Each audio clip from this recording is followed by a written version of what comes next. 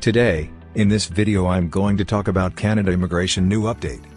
I'm going to talk about immigration, COVID-19's effect and Canada's response. If you are interested in this topic, please watch till the end of this video for latest immigration updates and news. Please like this video, subscribe to the YouTube channel and don't forget to hit that notification bell icon. Let's get into the video. It would be difficult to overstate the magnitude of the impact that the COVID-19 pandemic has had globally on the movement of people from one country to another. The Organization for Economic Cooperation and Development, OECD, reported in October 2021 that global migration to OECD countries fell to only 3.7 million permanent migrants in 2020, a drop of 33% over the previous year, and the lowest level since 2003. Despite experiencing a comparable drop in rates of immigration during 2020, Canada welcomed a record number of new permanent residents in 2021, surpassing its goal of 401,000. The largest proportion of Canada's new permanent residents came from the ranks of those temporarily resident here, as bringing people into the country from abroad proved challenging while the pandemic raged.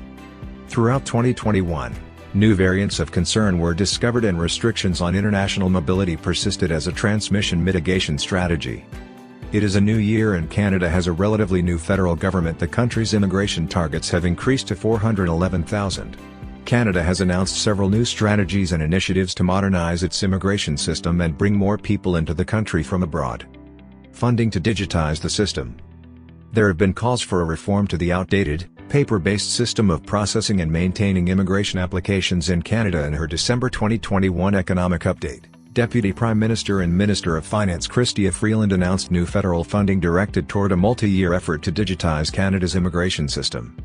Immigration is another important driver of economic growth and a Canadian competitive advantage. Our government is committed to bringing in 411,000 immigrants in 2022, the highest number in Canadian history. To help support this effort and reduce processing time for permanent and temporary resident and Canadian citizenship applications, we are investing $85 million in our immigration system. The problems inherent in a paper-based system are clear.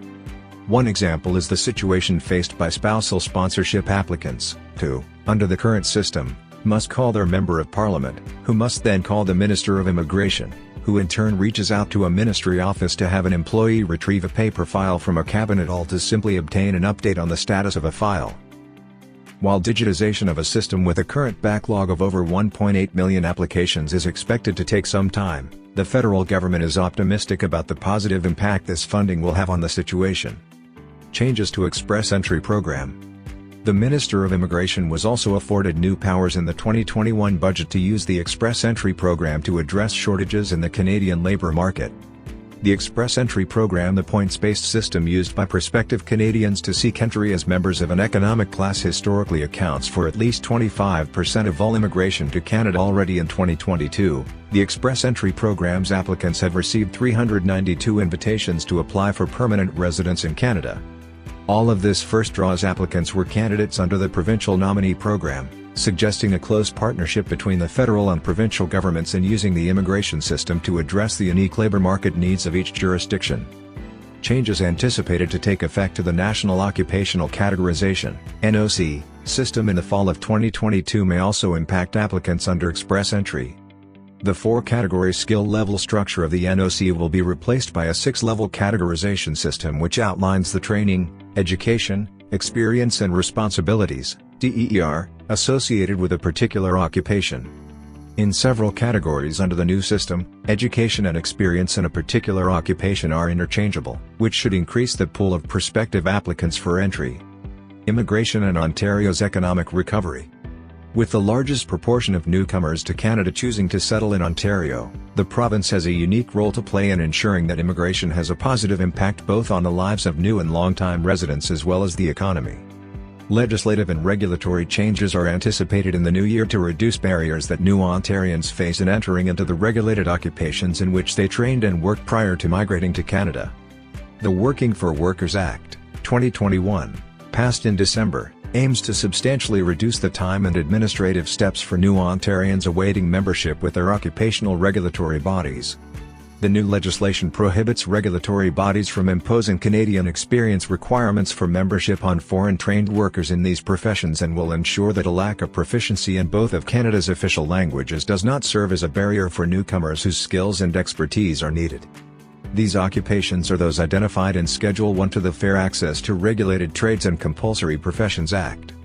Teachers and early childhood educators, professional engineers, geoscientists, and architects, engineering technicians, veterinarians, foresters, accountants, human resources professionals, land surveyors, social workers, lawyers and paralegals.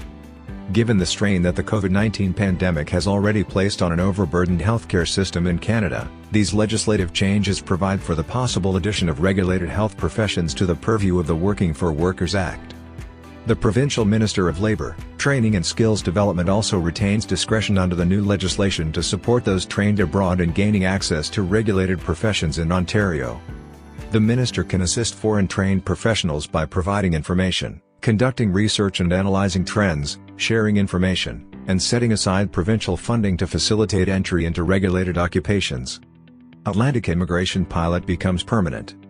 Immigration to the 4 Atlantic provinces in Canada has for years lagged behind the other provinces. The Atlantic Immigration Pilot Program, first introduced in 2017, has brought 100,000 newcomers to Canada's east coast over the past 4 years. Over 90% of entrants under the pilot have remained resident in Newfoundland, New Brunswick, Nova Scotia or Prince Edward Island at least 1 year after arrival under the program.